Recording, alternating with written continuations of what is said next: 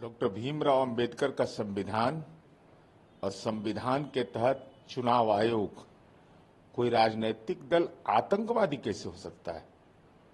यह तो देश के संविधान के तहत बने चुनाव आयोग को ही चुनौती दे रही है कांग्रेस पार्टी। दूसरा, नक्सलवाद एक ऐसी समस्या है जो माननीय नीतीश कुमार जी ने इस बिहार में करके दिखाया। 118 नरसंहार का बिहार, नक्सल आंदोलन का सामाजिक रीढ़ तोड़ दिया।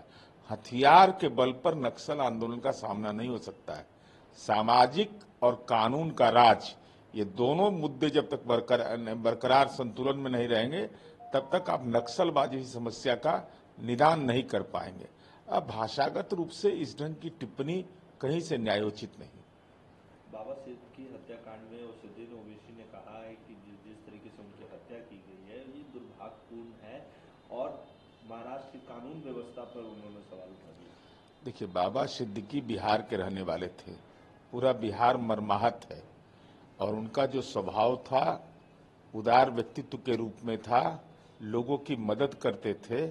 ऐसी स्थिति में जिस ढंग से कायरतापूर्ण तरीके से हत्या की गई और हत्यारा गिरफ्तार भी हुआ है, तो हम तो उम्मीद करते हैं कि न्यायपालिका पूरी प्रक्रिया पूरी कर वहां की सरकार यथोचित कार्रवाई करे, जिससे कि आने वाले दिनों में ये तथाकथित गैंगस्टर जो लोग हैं इनका नकाब जो है वह नकाब उतरना चाहिए कि समाज के सभ्य और शरीफ लोगों पर जो कायराना हमला करता है वह न्यायपालिका के सजा के तहत जब कराएगा तो आत्मिक शांति मिलेगी।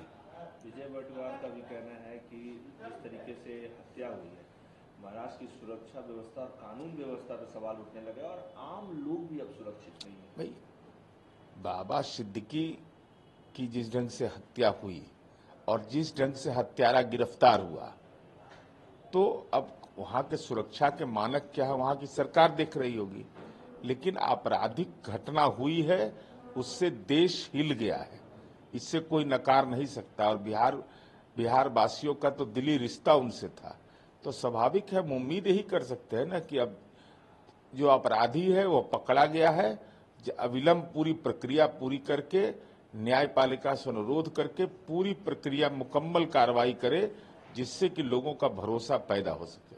उद्धव ठाकरे ने कहा है कि पहले महायुति को अपना सीएम चेहरा की घोषणा करनी चाहिए, फिर हम करेंगे। अब उद्धव ठाकरे जी क्या कहते हैं ये तो उनका मामला है, किसके लिए कौन मुख्यमंत्री बनेंगे नहीं बनेंगे। अभी तो महाराष्ट्र बाबा सिद्दीकी की घटना से मर्माहत है, अभी राजनीति का एजेंडा तय करने का समय नहीं। केंद्रीय मंत्री गिरिराज सिंह हिंदू स्वाभिमान यात्रा पर निकल रहे हैं। ऐसी जगह को उन्होंने चिन्हित किया है जहां पे मुस्लिम बहुमूल्य जगह है।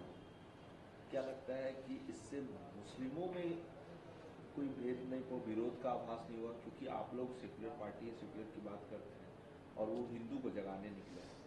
स्वामी विवेकानंद इस देश के आइडियल माने जाते हैं और स्वामी विवेकानंद ने साफ तौर पर अपनी पुस्तक में लिखा है कि देश के अंदर धर्मांतरण तलवार की धार पर नहीं बल्कि सामाजिक आर्थिक कारणों से हुआ है। तो हमारी उम्मीद यह है कि समाज और खास करके भागलपुर, तो माननीय नीतीश कुमार जी ने मानक स्थापित किया। देश के अंदर ऐसा उदाहरण नहीं है कि भागलपुर दंगे में पीड़ित लोग जो गांव से बेदखल हो गए थे, जमीन से बेदखल हो गए थे, उनको माननीय नीतीश कुमार जी ने अपने शासन काल में जमीन पर दखल भी दिलवाया, उनको गांव में भी बसाया, दंगाई को तो जेल भेजा ही। इसलिए समाज का अमन चैन प्रभावित हो जाएगा माननीय नीतीश कुमार जी जब तक हैं, यह कतई संभव नहीं। हिंदू को जगाने निकले हैं। अब कौन किसको जगाएंगे ये तो अपना विषय है।